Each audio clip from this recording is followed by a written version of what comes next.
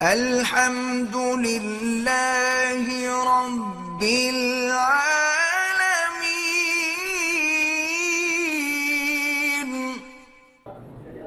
میرا نام رجب علی ہے، میری جدہ میں درزی کی دکان ہے، ایک بنگالی کی بھی دکان ہے، اس نے میرے اوپر کالا جادو کر دیا ہے۔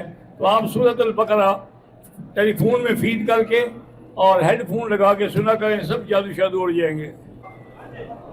میت گھر میں ہوتی ہے تو دعا نہیں کرتے، اور جب میت دفن ہو جاتی ہے تو فاتحہ اور دعا مانگتے، یہ غلط ہے۔ دعا جب چاہو فوت ہو گیا اب دعا کرو، اللہم اغفر وارحمہ وتجاوز عنہ وادخلہ فی الفردوس الاعلی ان للہ ما عطا وللہ ما۔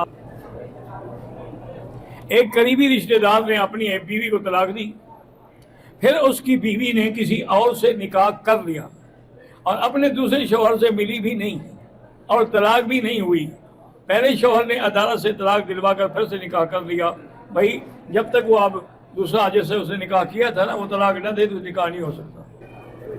میرا ذاتی گھر نہیں ہے، اب میں نے اپنی تنخواہ سے بینک میں کرنٹ اکاؤنٹ میں پیسہ جمع کرنا شروع کیا ہے تاکہ اپنا گھر بنا سکوں۔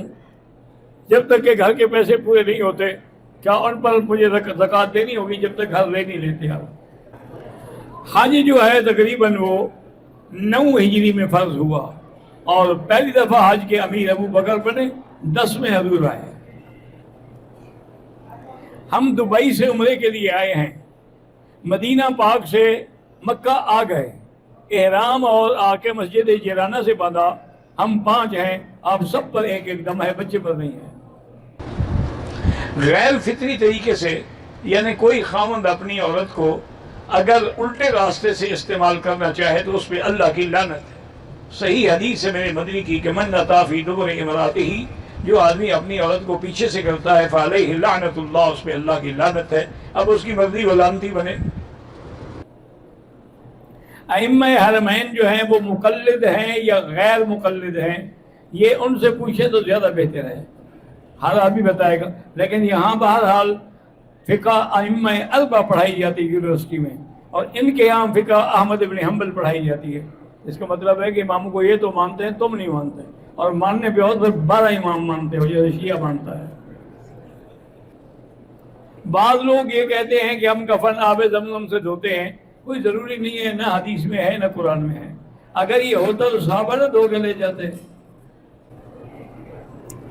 والد کو پیسوں کی ضرورت تھی، اس نے بیٹے سے کہا کہ مجھے یہ پلاٹ دے دو، میں یہ بیچ کر اپنی ضرورت پوری کر لیتا ہوں۔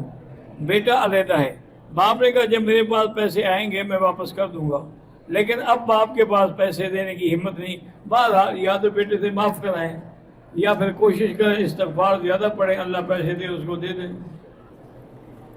یوسف ہاشمی انڈیا سے، کیا مستورات جنازے کی نماز میں شریک ہو سکتی ہے؟ ہاں جی ہو سکتی ہے، ضروری نہیں ہے لیکن ہوں تو ہوں۔